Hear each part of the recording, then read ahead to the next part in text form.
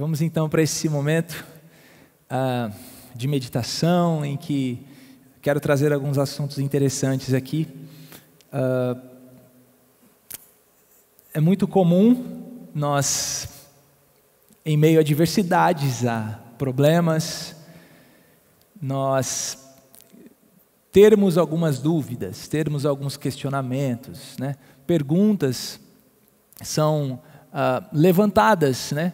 De várias fontes, de vários lugares, sobre algumas situações que nós não contávamos e o porquê disso, para que isso, para que aquilo, porquê daquilo outro. E a verdade é que nós podemos de verdade usar esses questionamentos que nascem no nosso intelecto, na alma do homem, né? Um anseio por saber o porquê das coisas. Mas de alguma maneira o nosso espírito, usa isso para nos ensinar ainda mais sobre Jesus, ainda mais sobre a sabedoria em Cristo, de Deus em Cristo. Então eu quero, nesse momento de verdade, ajudar você aqui, né? Nós sabemos que, cara, tudo está diferente hoje. Tudo está diferente, muitas dúvidas, né, às vezes pairam na nossa cabeça, através da nossa alma. Eu mesmo, inclusive, eu quero até dizer isso para vocês, que quando eu prego para vocês, eu estou pregando para mim.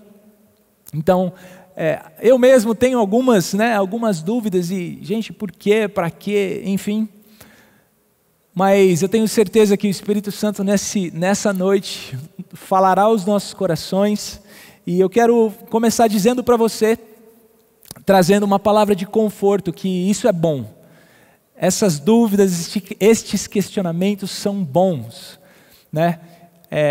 Só que muitas vezes nós acabamos ficando condenados, né? Algum sentimento de condenação, por estar com pensamentos diferentes, enfim, questionamentos.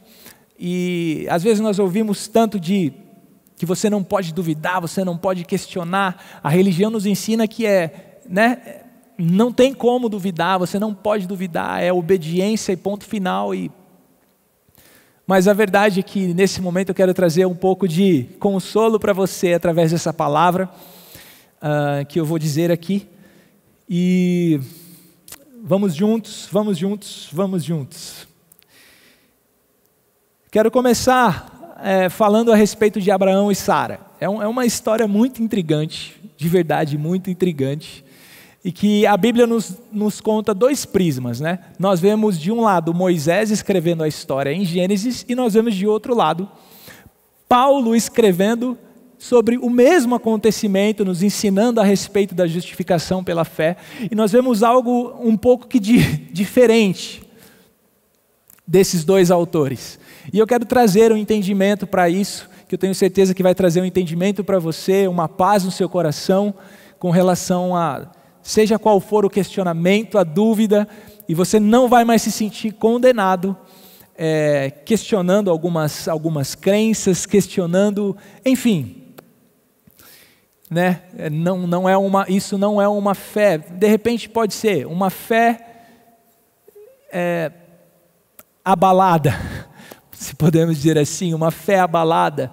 Nós estamos desde do começo do mês falando, né, da série de realidade, expectativa versus realidade, e nós temos trago vários exemplos e palavras a respeito de Deus sendo presente na nossa angústia, Deus sendo presente, Deus chorando conosco, Deus que chora, o Deus amigo, o Deus que tudo vê. Então, nesse momento, eu quero ajudar você a trazer um novo entendimento sobre como Deus vê quando você tem questionamentos, quando você passa por esses momentos de dúvida. Vamos lá, Abraão, nós sabemos que é chamado o pai da fé. Meio que com ele ali, Filipenses vai dizer que o evangelho foi contado primeiro a Abraão. Então nós vemos que por causa de Abraão, todas as famílias da terra seriam benditas. E é interessante que isso abrange todas as famílias, não somente as famílias de Israel, mas todas as famílias, né? E o descendente, então, que é ali um apontamento para Cristo e a sua obra consumada, iria trazer isso para nós como herança. Agora, eu quero ler com vocês Gênesis capítulo 17, versículo 15 a 18. Gênesis 17, do versículo 15 ao versículo 18. Diz assim: Disse também Deus a Abraão: de agora em diante a sua mulher já não se chamará Sarai, seu nome será Sara. E eu a abençoarei e também por meio dela darei a você um filho. Sim, eu a abençoarei e dela procederão nações e reis de povos. Agora é interessante. Abraão prostrou-se, rosto em terra, riu-se. Olha isso, gente. Abraão riu-se e disse a si mesmo. Interessante que ele não verbalizou, mas ele disse na cabecinha dele: poderá um homem de 100 anos de idade gerar filhos? Poderá Sara dar à luz aos 90 anos? Continuando, o versículo 18. E Abraão disse a Deus: permite que Ismael seja o meu herdeiro. Olha isso, gente, vamos orar. Jesus, obrigado porque essa é a sua palavra. Obrigado, Jesus, porque quando encontramos o Senhor nela, as Escrituras se tornam vida para nós. Nesse momento, eu te agradeço, Espírito Santo, porque o Senhor nos revelará Cristo, sua bondade, sua graça, o seu amor e o seu poder, através das Escrituras, em nome de Jesus. Amém. Olha isso. Nós vemos que Abraão, o pai da fé, quando recebeu essa palavra vinda do próprio Deus, é como se Deus tivesse aparecido para ele, de certa maneira, ele ouviu audível, eu não sei como foi esse evento, mas a verdade é que ele ouviu Deus a ponto de ele cair prostrado. Só que é interessante que o pai da fé, ao cair-se prostrado, ele duvida no coração. Ele diz assim: não, mas como assim? Como eu, um homem de 100 anos, vou poder ter filho? E a verdade é que ele riu. Ele riu, gente.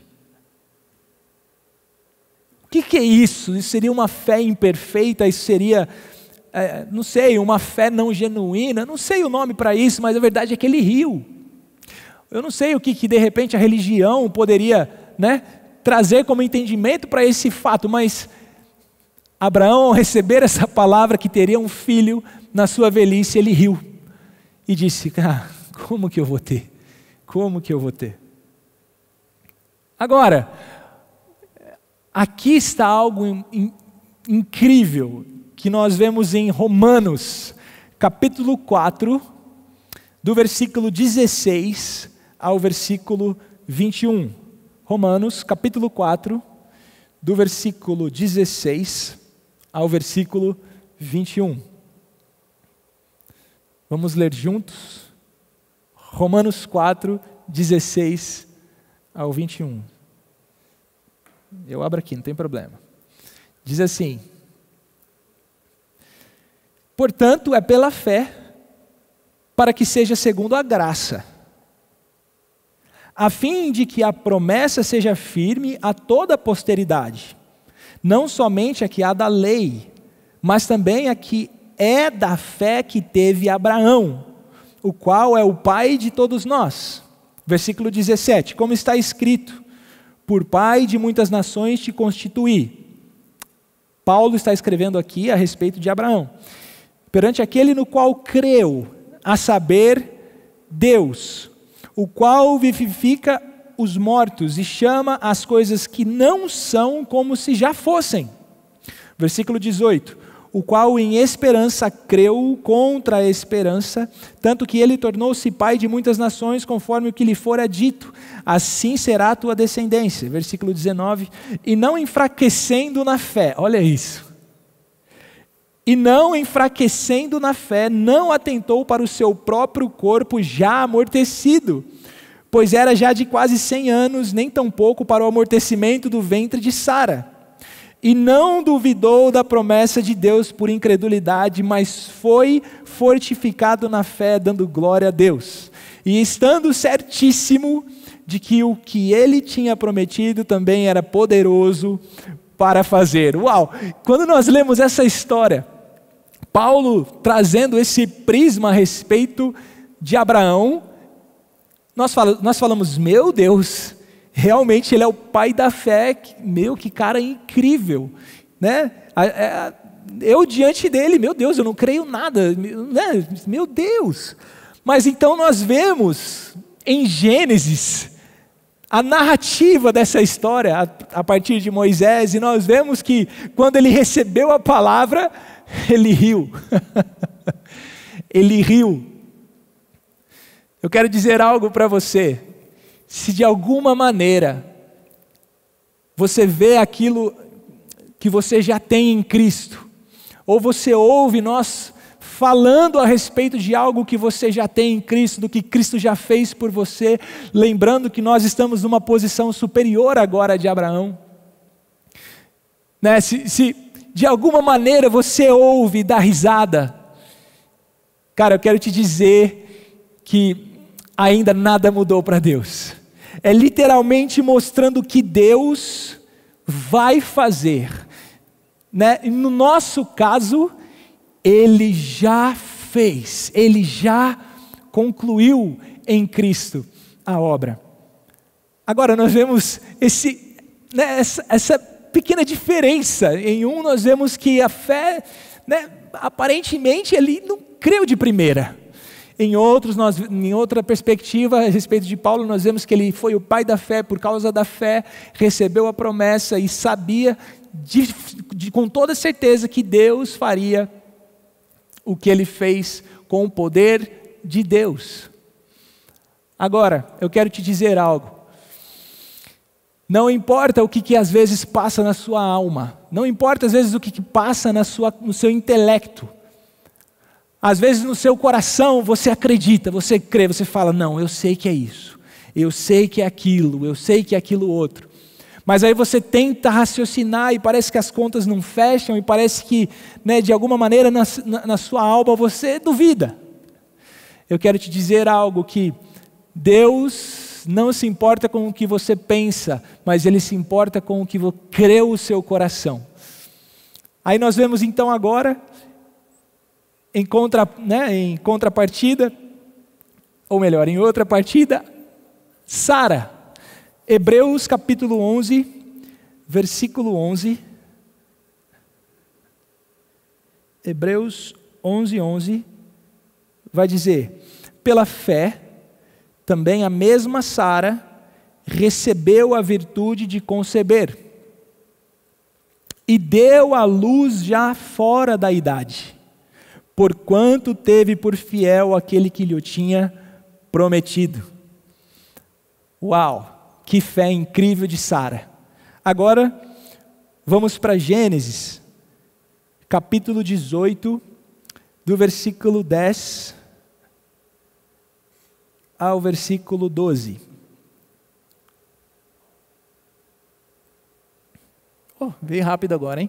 Então disse o Senhor: voltarei a você na primavera, e Sara, sua mulher, terá um filho. Sara escutava a entrada da tenda atrás dele. Imagina a cena. Sara estava para o lado de dentro da tenda, né? E Abraão conversando lá fora com Deus, e ela ali né? Costume das mulheres, né? De querer ouvir tudo. Brincadeira, mulher. Costume da minha mulher, né? Minha mulher gosta muito de ouvir tudo, impressionante. Mas olha só, aí nós vemos Sara lá, ouvindo tudo. Abraão e Sara já eram velhos de idade, bem avançada. Aí Sara já tinha passado da idade de ter filhos. Por isso, riu consigo mesma, quando pensou: depois de já estar velha, e meu senhor já idoso, ainda terei esse prazer? Mas o Senhor disse a Abraão: porque Sara riu e disse: poderei realmente dar à luz agora que sou idosa? Existe alguma coisa impossível para o Senhor? Na primavera voltarei a você e Sara terá um filho. Olha isso, meu Deus do céu. Nós vemos aqui em Hebreus, o escritor de Hebreus contando que pela fé Sara concebeu. E aí nós vemos em Gênesis que ao receber essa palavra, no seu coração, ali dentro dela, na alma dela, ela riu, porque ela foi fazer as contas e não batia. Não batia. Meu senhor já é idoso. Eu não sei o que passou na mente dela nesse momento. Mas a verdade é que ela riu. Tipo, impossível isso acontecer. E por causa ainda dessa risada, o nome do filho foi chamado Isaac. Agora, preste atenção. Da maneira que Deus lidou com essa, sabe, eu não quero falar desprezo, mas imagina você, quando você tem uma notícia para entregar para alguém, que você, cara, é a sua notícia para a pessoa, quando você entrega, ela dá uma risadinha para você. Você ia gostar? Uma risadinha, de... Possível. Abraão e Sara fizeram isso com Deus. Lembrando que Abraão começou a citar Ismael, ele disse assim: faz de Ismael o meu herdeiro. Ele literalmente desprezou o que Deus estava dizendo a ele, mas ainda assim ele foi considerado um homem de fé. Ainda assim ele foi considerado o pai da fé. Deixa eu te dizer uma coisa, Deus não vê como o homem vê. Deus não vê como os olhos humanos veem, ou como o humano interpreta, as coisas que vêm. Deus não interpreta da mesma maneira. Até na nossa fé não temos glória. É Ele que fortalece a nossa fé, é o Espírito Santo que gera em nós a fé. Uau! Em nome de Jesus eu quero dizer a você, não se sinta condenado. Se alguns pensamentos pairarem sobre a sua cabeça, alguns questionamentos, mas eu quero de verdade dizer que o mais importante é que o seu coração esteja estabelecido na suficiência de Jesus. Que o seu coração esteja estabelecido na suficiência de Jesus. Às vezes é difícil falar isso, perceber isso, às vezes com tantas coisas ruins acontecendo ao seu redor, de repente até dentro da sua casa. Mas não se sinta condenado, condenada de pensar, de fazer os seus questionamentos, porque Deus está vendo a certeza do seu coração, onde é expressa a suficiência de Cristo. Quero mostrar para vocês agora um segundo exemplo, e eu já vou parar por aqui, mas é a respeito de João Batista. Lucas capítulo 7, do versículo 12 ao versículo 23, Lucas 7, do 12 ao 23, diz assim: ao se aproximar da porta da cidade, estava saindo o enterro do filho único de uma viúva, e uma grande multidão da cidade estava com ela. Ao vê-la, o Senhor se compadeceu dela e disse: não chore. Depois aproximou-se e tocou no caixão, e os que o carregavam pararam. Jesus disse: jovem, eu lhe digo, levante-se. Ele se levantou, sentou-se e começou a conversar. E Jesus o entregou à sua mãe. Todos ficaram cheios de temor e louvavam a Deus. Um grande profeta se levantou entre nós, diziam eles. Deus interveio em favor do seu povo. Essas notícias sobre Jesus espalharam-se por toda a Judéia e regiões circunvizinhas.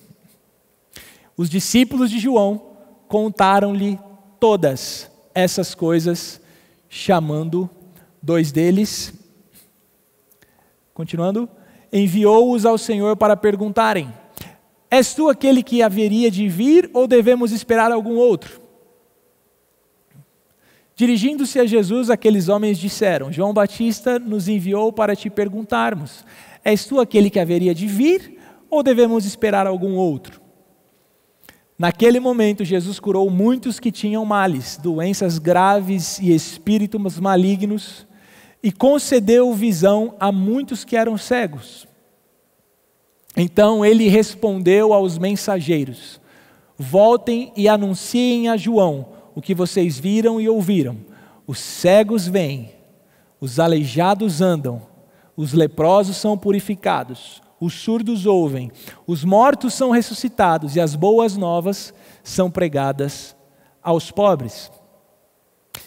E feliz é aquele que não se escandaliza por minha causa. Aqui nós vemos a história que o mesmo João Batista, que quando estava batizando, olhou Jesus vindo em direção a si e disse: eis o Cordeiro de Deus, que tira o pecado do mundo. O mesmo João, primo de Jesus, que estava no ministério, que era profeta por uma causa. A causa de ele ser profeta era preparar o caminho para Jesus. Esse João que apontou Jesus na multidão, que Jesus foi então a ser batizado por ele disse: Jesus, pelo amor de Deus, eu não sou digno nem de desatar a sandália dos seus pés, você que tem que me batizar. Esse João estava preso. E no momento que ele estava preso, os discípulos dele estavam com Jesus e eles viram Jesus ressuscitando aquele rapaz. Agora, aquela senhora era viúva e o único filho havia morrido. Imagina só naquela época essa dor. Nós sabemos que as viúvas eram extremamente desrespeitadas, as viúvas ficavam à parte, elas não tinham mais sustento nenhum, elas estavam desprovidas de qualquer tipo de provisão. E aquele único filho que de alguma maneira ajudaria aquela viúva, havia falecido.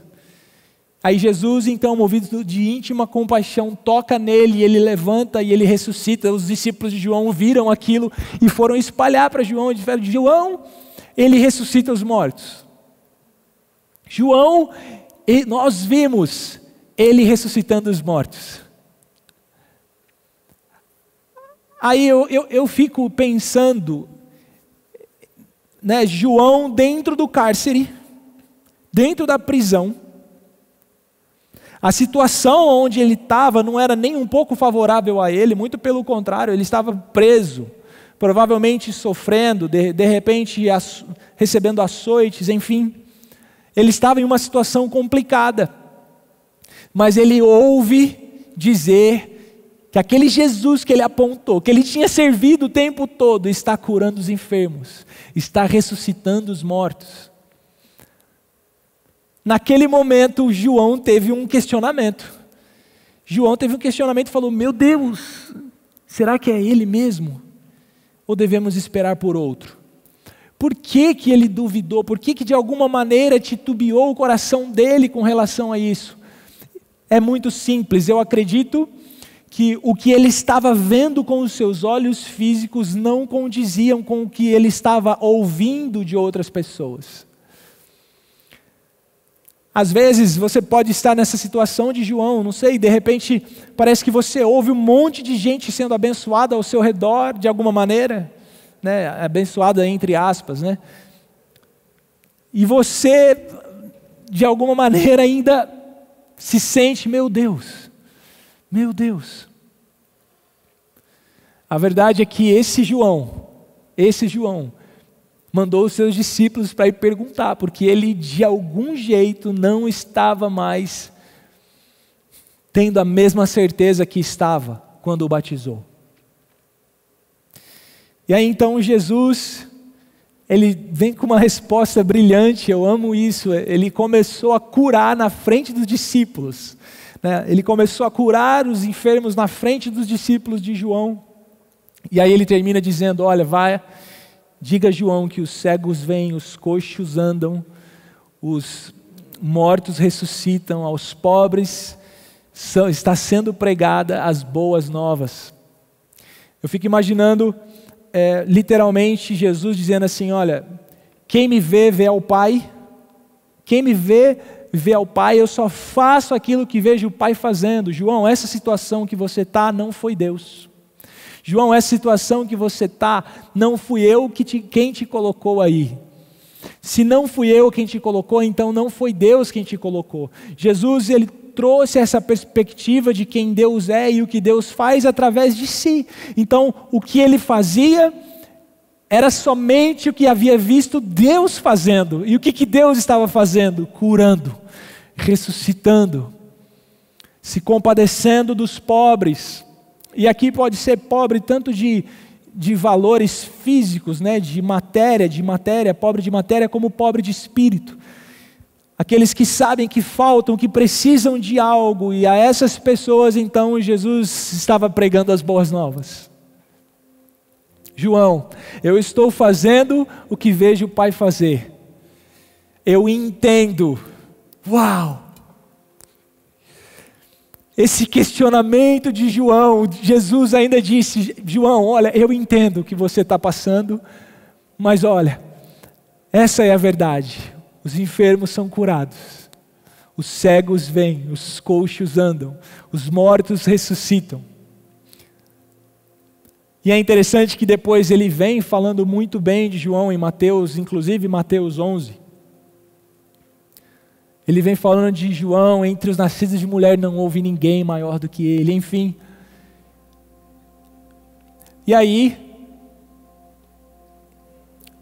ele finaliza dizendo assim, feliz aquele que não se escandaliza em mim. Essa palavra escandaliza é a palavra do grego escandalizou, que significa colocar uma pedra de tropeço ou impedimento no caminho, sobre o qual outro pode tropeçar e cair, né? Um tipo de metáfora, é como se você colocasse uma pedra no caminho de alguém e a outra pessoa, e essa pessoa que você de alguma maneira está se escandalizando, então colocando uma pedra de tropeço para que alguém tropece. Ou também é traduzida como ofender ou seduzir ao pecado, ou também fazer com que uma pessoa comece a desconfiar e abandonar alguém em quem devia confiar e obedecer. Olha isso, essa tradução escandalizou.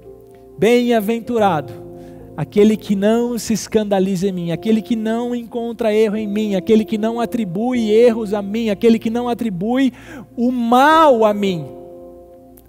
Feliz é esse. Também é traduzido como ser ofendido em alguém, ou seja, ver em outro o que desaprova e o que me impede de reconhecer a autoridade de alguém. É literalmente encontrar algum erro, é literalmente encontrar algo que possa trazer algum tipo de desprezo. Feliz aquele que não se escandaliza em mim.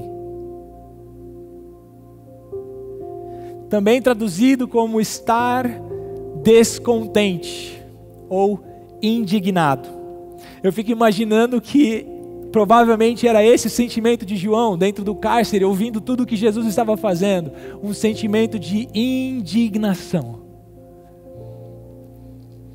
Eu quero dizer algo, Jesus não condenou João mediante esse momento de dúvida, de indignação, muito pelo contrário, ele fez questão de mostrar ainda mais o que ele estava fazendo. Ele fez questão de responder de maneira precisa as perguntas que os discípulos dele fizeram a ele.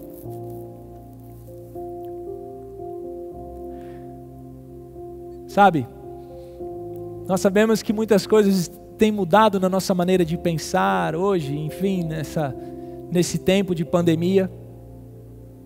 Muitas coisas têm mudado na nossa maneira de pensar. Mas uma coisa jamais irá mudar: que Jesus é suficiente. Que Ele veio para curar, Ele veio para salvar, Ele é o nosso Salvador. Ele é quem cura as nossas enfermidades. Ele padeceu por nós. Ele morreu no nosso lugar. Ele se fez servo, Ele serviu-nos. Isso nunca irá sair da nossa mente. Isso nunca irá sair da nossa mentalidade.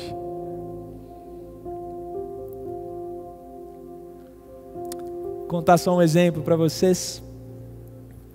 Eu estava morando no Rio e meu irmão trabalhava aqui em São Paulo com máquinas hidráulicas, prensas hidráulicas. E meu irmão do meio, assim, é um irmão que eu tenho muito carinho, sabe? E aí a gente estava no Rio, de repente recebemos uma ligação pela manhã, dizendo que ele havia sofrido um acidente. Ele sofreu um acidente com uma prensa hidráulica, e o braço, o que soubemos no momento era que o braço dele havia sido esmagado pela prensa. Na hora me veio vários questionamentos. Tipo, Deus, por que não aconteceu isso comigo? Foi acontecer com ele. Sabe, vieram vários questionamentos de verdade. É como se eu fosse mais merecedor daquele mal do que meu irmão.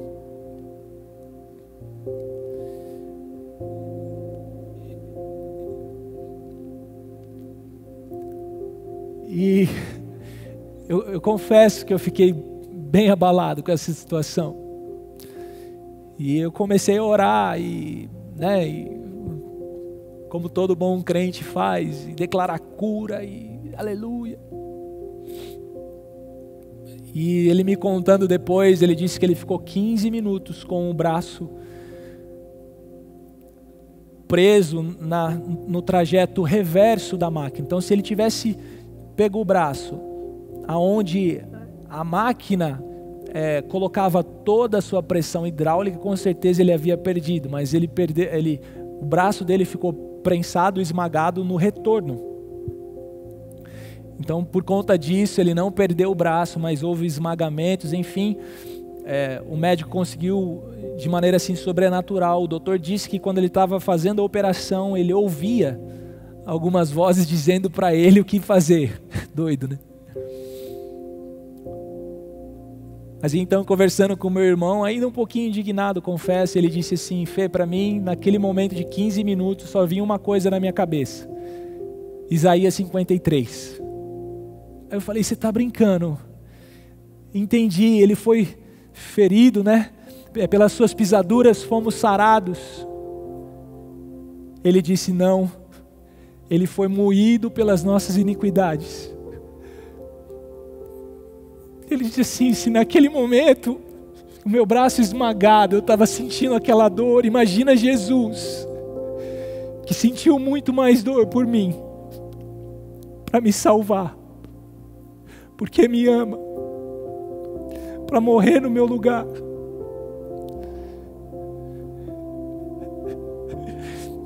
Exatamente naquele momento, toda a minha indignação saiu e eu falei: meu Deus, Samuel, eu achei que eu era cristão, eu achei que eu tinha fé.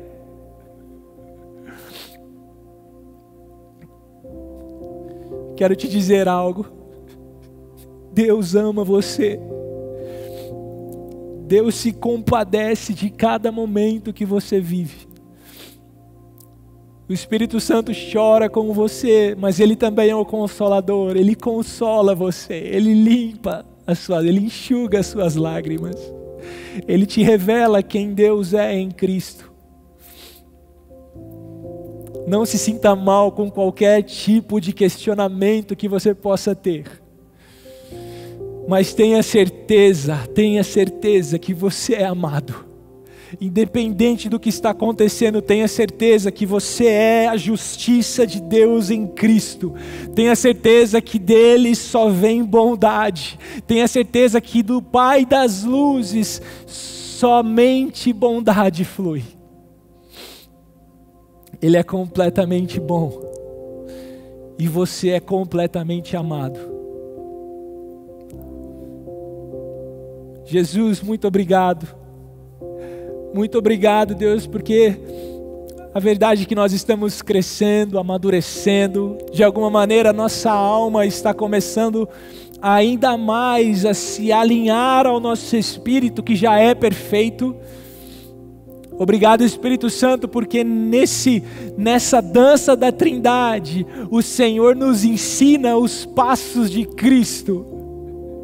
Obrigado pela sua paciência em nos ensinar. Obrigado pela sua paciência em nos ensinar e conseguir enxergar em nós, ainda que às vezes nós não enxergamos uma fé incrível, o Senhor enxerga essa fé em nós. Ainda que dúvidas ou questionamentos apareçam, Romanos capítulo 8, versículo 16 vai dizer que o seu Espírito nos assiste em nossas fraquezas. Esse assiste é assistência, não de ver como quem vê um filme de longe, mas é que está nos assistindo, nos dando assistência durante as nossas fraquezas. Obrigado, obrigado, obrigado, Espírito Santo, por nos revelar a Jesus, nos revelar o seu amor, a sua graça. Obrigado porque temos uma certeza: Jesus é suficiente. Obrigado, obrigado, obrigado.